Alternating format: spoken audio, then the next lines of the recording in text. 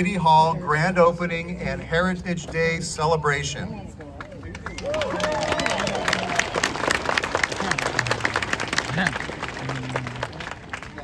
We will begin with the presentation of colors from the St. George Fire Department Honor Guard, led by firefighter Stephen Bowles. That will be followed by the national anthem, sung by Officer Xander Gates of the St. George Police Department. Now I ask for all who are able to please rise.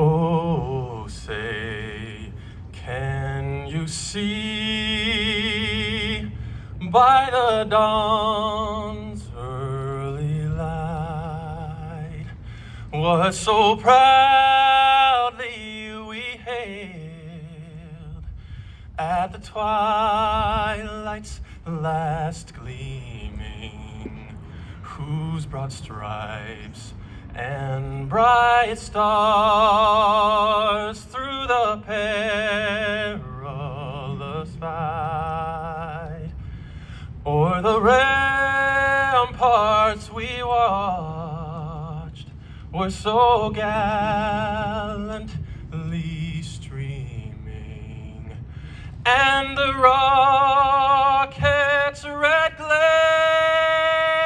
the bombs bursting in air, gave proof through the night that our flag was still there. Oh, say, does that star-spangled banner yet wave o'er the land of the free and the home of the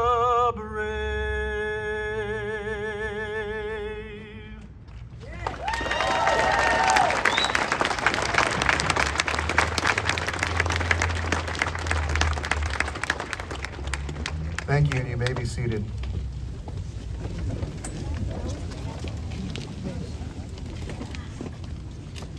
During today's event, as you will notice in the printed program, we will have remarks from City Manager John Willis, Mayor Jimmy Hughes, and Nagi Zanotti, the former UDOT Region 4 Transportation Commissioner. Because we want to ensure this program is brief, each speaker will follow one right after the other. Upon completion of their remarks, Elder Stephen E. Snow from the Church of Jesus Christ of Latter-day Saints will officially dedicate the building. Now, it should be noted, and I think this is really cool, back in 2007, Elder Snow dedicated historic Town Square over there. Pretty cool, huh?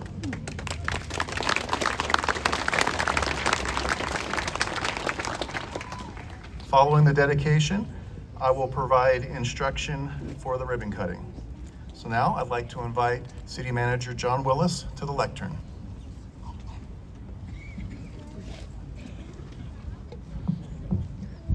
What a beautiful day. I mean, you're sitting here in the most prime location of all of St. George, and we're here to dedicate our City Hall. Does anybody remember what it was like in 1980?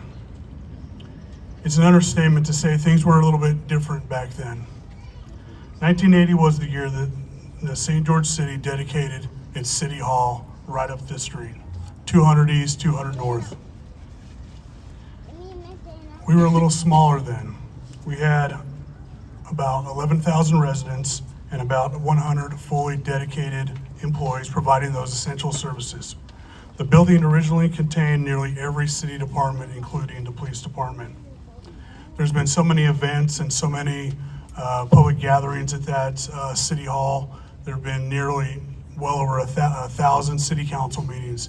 That building has served us well.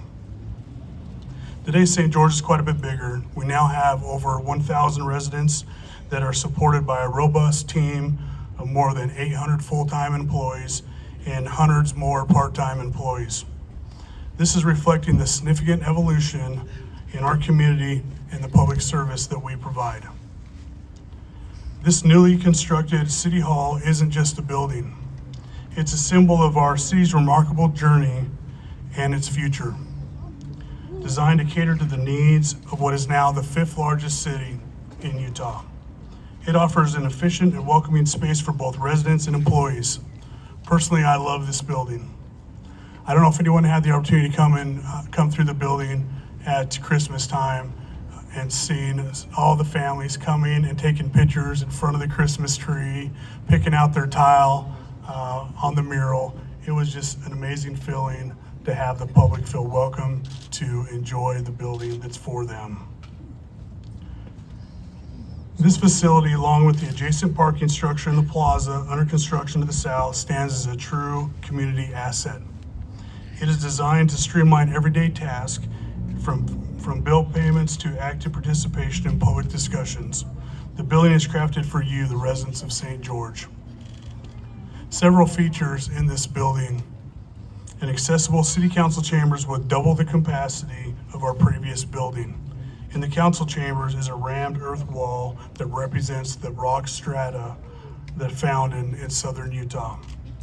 A 4,200 square foot civic room intended to host events and exhibits with access from Main Street and also to the plaza. There's a parking garage available to the public 7 days a week, accessible from Main Street and 100 South to support the events at Town Square and the downtown businesses. There's a connected atrium engineered to help reduce ambient sound with 3 art displays, alcoves, and a 12 by 24 foot mural of Snow Canyon made up of 1,000 tiles. And those tiles were created by the community. A plaza to be completed in the spring will serve as a place to gather and feature a commissioned sculpture by Jerry Anderson. We see this building as a testament to the great residents and a beacon for community engagement. We hope you take a look inside and enjoy. Thank you.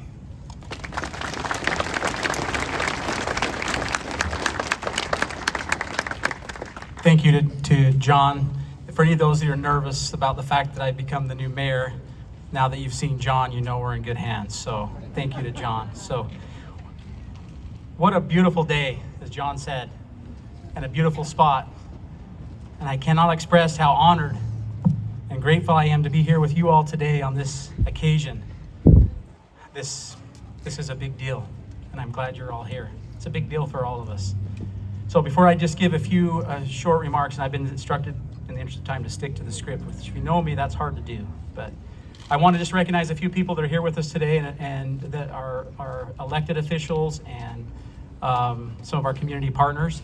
First of all, I did notice, and if you're here, make sure you wave at me because I didn't get to make sure everyone who was here, but we have some of our county commissioners here. I see Adam Snow. Raise your hand, Adam.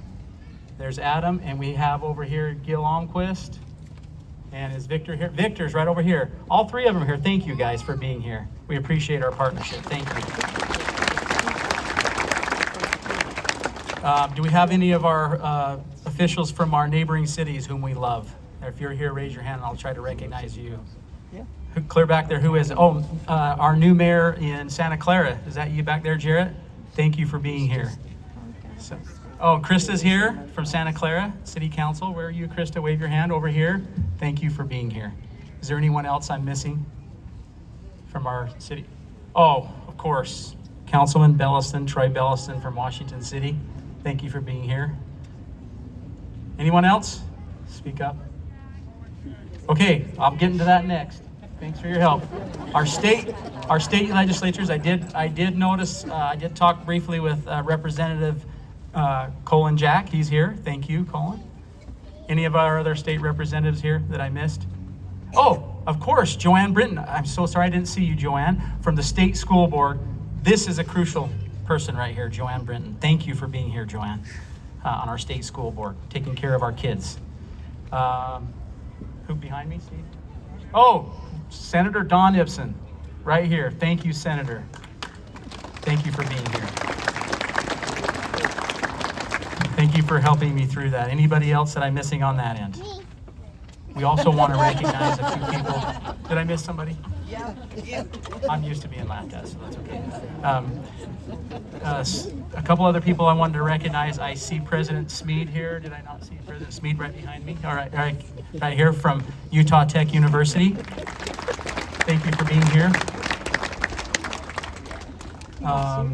And I see, who else did I see that I've forgotten from our school partners? Is he here?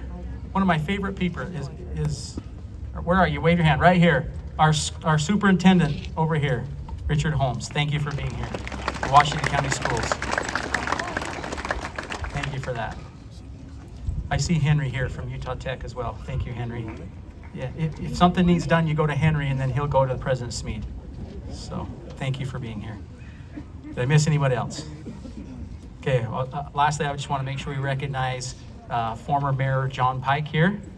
So he's also representing the governor's office, works in the insurance commissioner, correct?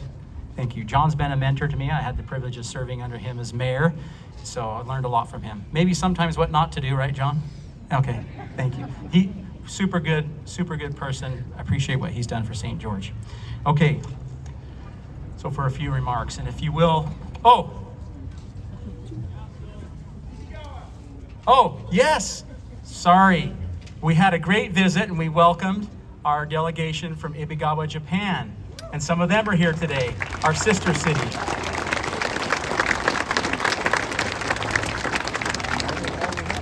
Thank you. What's that? Yeah, I was gonna save him for last, but we used to have this city manager that if you knew him, right? Gary Esplin. And Gary Esplin was our city manager for how many years, Gary?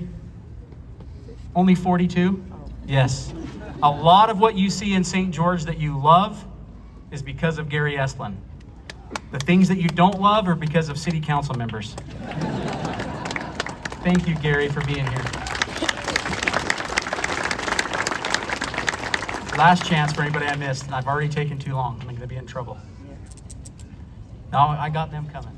Saving them for a special spot. Okay. I'm inviting you to listen with me for a moment as we sit in this spot and hear the echoes of the past. Right here we have the old Dixie Academy, which in the early days served as the early home of Dixie College. The old gym, right here where the splash pad is. And behind me, the historic St. George Tabernacle, which opened in 1876 and is a cherished landmark. Just past the tower here on the lawn over here, just south of the old Woodward building, is what we call the old parade grounds, which has been a gathering spot since the 1800s. A spot where soldiers gathered to learn to march and drill and were eventually sent off to war, leaving behind their loved ones. In 2007, before my time, the city created historic Town Square to pay tribute to the heritage of this area. And what a wonderful place it has become. From hosting large events such as the St. George Arts Festival and the Ironman World Championships to just small family gatherings where you can go ride the carousel or spend some time in the water features. Or just a quiet spot to reflect over here at our Gold Star Families Memorial Monument. Town Square has many public functions to become a beloved part of our community. So I believe it is fitting and appropriate that a building that is meant to be a gathering place and a friendly spot to interact with city officials be right here across the street from this gathering place, Town Square. Now, we have a whole lot of people to thank for that, and I'm going to take a minute now and thank some people specifically. First and foremost, people I get a privilege to work with, and that is the people on the St. George City Council. And if you'll, as I call you out, if you'll raise your hand. I see Danielle over here behind the speaker. I can't see her right now. Danielle Larkin. Natalie changed spots on me. Natalie Larson, where are you, Natalie? All right, she's hiding from me. Michelle Tanner and Co. She's getting ready to have another baby. Congratulations on that. We're super excited. We get an extra council member that way. And where does Steve go? Steve Kemp, right here. The sharp guy in the blue suit. And I want to thank them for seeing the project through, and as well as former Mayor Michelle Randall, who helped us get this project through.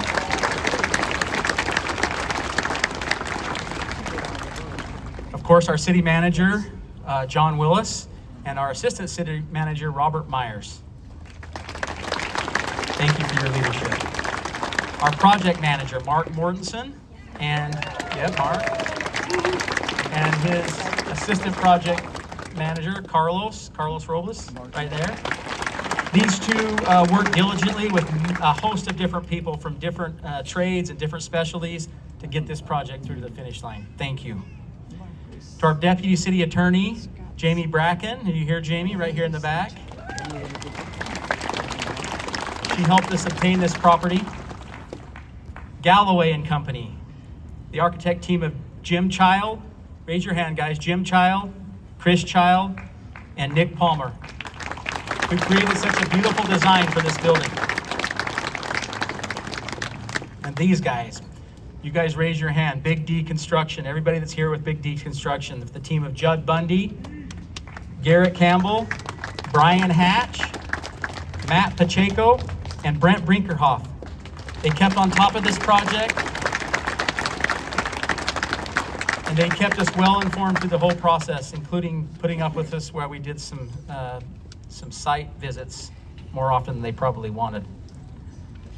Also, Heinrichsen Butler Design Group for their interior furnishings, especially Mark Hendrickson. Are you here, Mark? Mark Hendrickson? I don't know if anybody else thought it was always Hendrickson Butler, but it's Heinrichsen Butler. I did see Cassie Miller. Cassie, are you here? I said Cassie, I know Casey. I know Casey, sorry, my bad. Casey Miller Designs for her keen eye for style and class. Casey is super special. No one ever messes my name up either, so. And Nagi, we're gonna hear from Nagi in a minute. Nagi Zanotti. Nagy is our former UDOT Region 4 Commissioner, and I had the privilege of working with him in many capacities. He helped us get the Community Impact Board loan at a very exceptional rate that's financed a significant portion of this building. This project would absolutely not be here today and so quickly without the help of Nagy Zanotti and helping us get that Community Impact Board loan. So thank you, Nagy.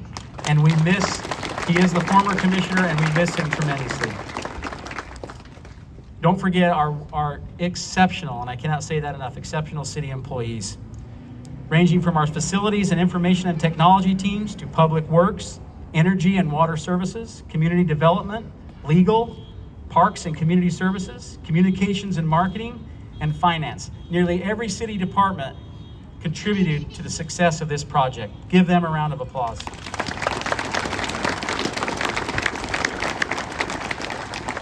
And of course, to some of our neighboring businesses around here who had a lot of patience and supported us during this construction progress. Now, in a few moments, Nagy is going to tell us a wonderful story about an event that occurred here in this spot or near to it that signifies the beauty and potential of this wonderful place that we live. We've never been shy, and we've always been proud to recognize our heritage and our pioneer history here in St. George. And I believe that it should always be that here in St. George, that our dreams of the future always match and respect the legacy of our past. Today, after this dedication and ribbon cutting, we're going to move right into our birthday celebration. In October of 1861, 309 families were called to serve and settle St. George. They came in December of 1861. And St. George was formally incorporated in January of 1862. Thus, January is our birthday month. So as you look over here on this building and you see that address, 61 South Main, that is intentional, as an ode to those 309 families who settled here in St. George in 1861. And now 164 years later, here we are to dedicate, which is the capstone event. I'm so grateful for Elder Snow for being here. As I said earlier to him, he's one of the people I've idolized since about 10 years old. I'm so glad he could be here to do this. But as we are here today for this City Hall, that this will be a welcoming place for those who are here now and those who will come in the future. I am super excited for this day to cut the ribbon and dedicate the building that will serve for generations to come. Thank you.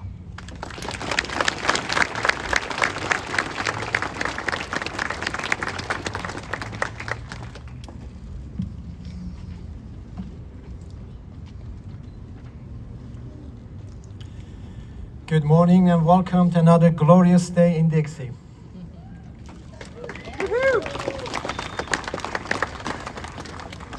Long before Al Gore invented the internet, that opened the door for us to Google things and one another, and way before Facebook, Instagram, and Twitter connected the world, we had our own powerful social media right here in Utah's Dixie. Our news and stories came from local legends like Effie Beckstrom, affectionately known as Aunt Effie, Bessie Snow, Marianne Page, Juanita Brooks, Mary Phoenix, and even Bart Anderson. They didn't post updates. They told stories. They didn't go viral. The words endured. And of course, if you wanted the most up-to-date, raw and unfiltered news of the day, all you had to go and walk into the Dick's Cafe. The stories there were fluffier than their pancakes and juicier than Florida's fresh squeezed orange juice. And if you were especially lucky, you might have been greeted with a warm embrace for a church leader like Elder Thomas S. Monson, or a handshake from a Hollywood legends like John Wayne, Susan Hayward, Gary Cooper or Robert Redford. You could say that Utah's Dixie invented the Facebook, Instagram, and Twitter. Although I should add my own beautiful wife was and still is the original tweet.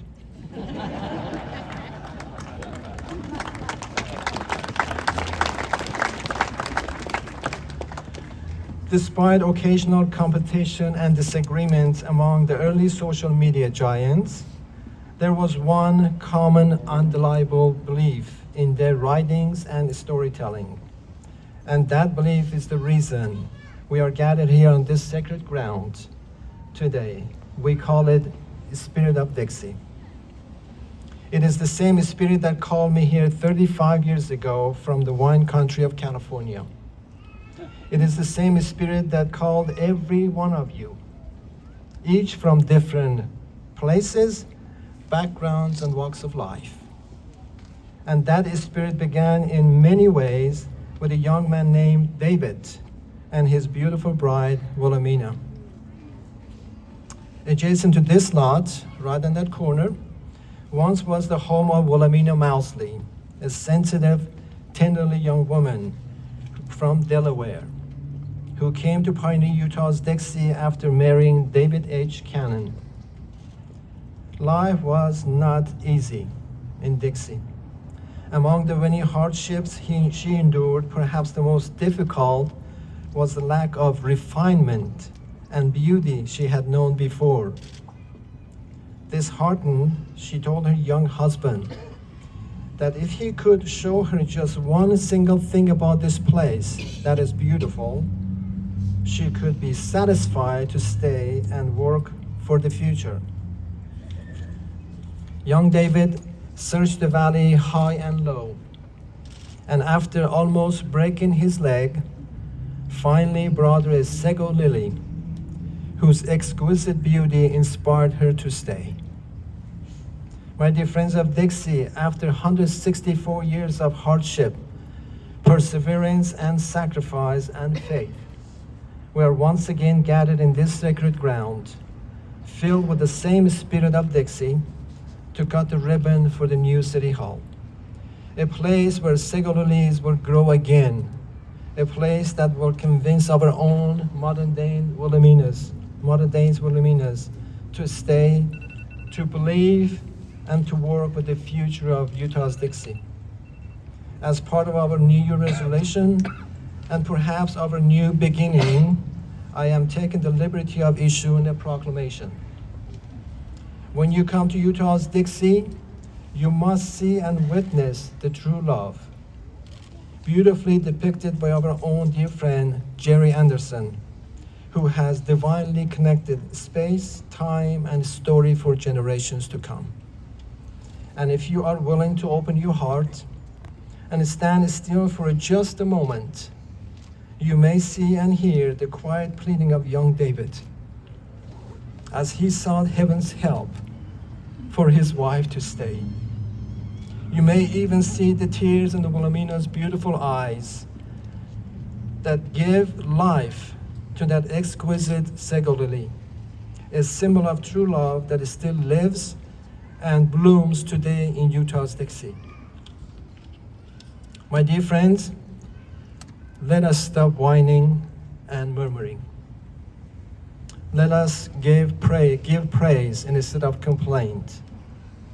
May each of us find our own sago lily, something worth holding on to, so that our young Wilhelminas will choose to stay, to serve, and to beautify this remarkable valley we proudly call home. Happy birthday, St. George. You're still beautiful, and we sure love you.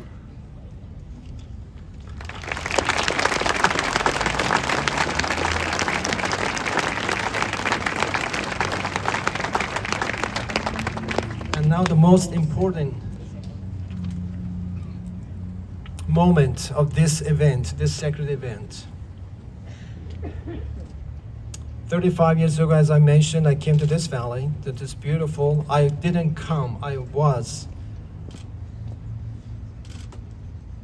directed. Okay, let me. And I will say and I will confess it was a heaven's help brought me to this place. And 35 years ago, I welcomed by each and every one of you here and some of the people that have gone before. And one of the choice individuals that I met in this community was my dear friend, at the time, President Stephen E. Snow, my stake president. I was just joined church for 2 months only, and I received a call from him for an interview. In that setting, he proceeded to tell me that he has prayed and received inspiration to call me to be world mission leader.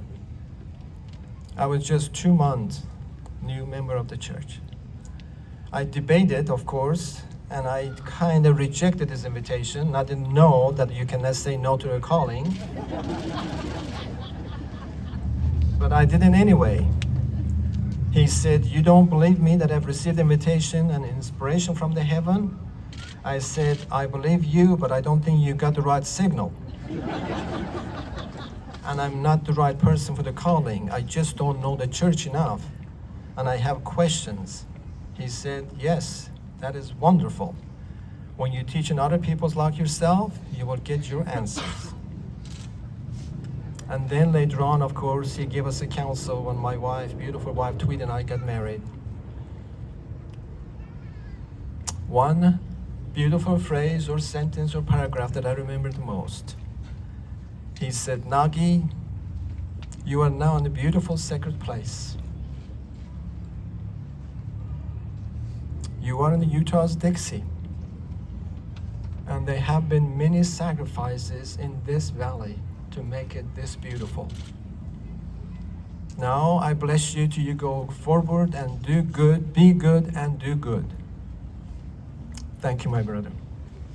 Thank you for that beautiful, beautiful counsel. So I've tried my best ever since to be good and do good. If I don't, please let me know how I can improve myself. So with that, I would like to introduce my dear friend, now Elder Stephen E. Snow, who is just has a special spirit. And for those of you, you're new to our community, those of you who have affiliation for any church, if you're connected to heaven or you're just barely trying to connect, please listen to this prayer today. And please let us get together and join together and beautify this valley as He will give us the opportunity to do so. Thank you, and God bless every one of you.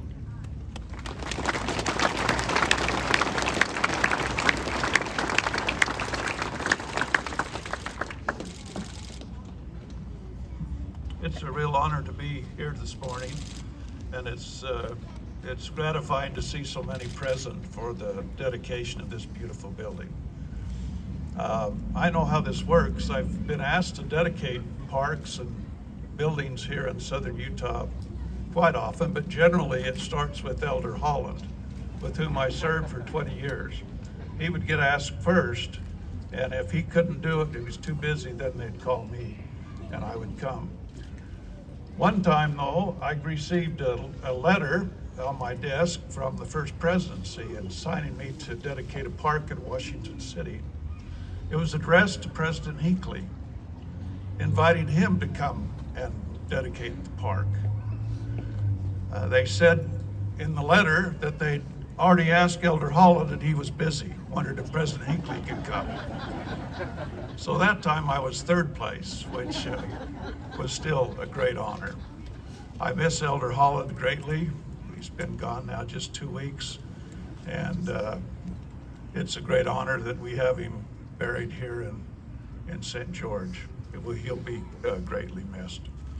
In May of 1861, Brigham Young was in a wagon down near the Santa Clara River looking north at this valley. There was nothing here. You could see the evidence of the springs, the West Spring and the East Spring. And those with him said it was as if he had a vision. And he described this valley having spires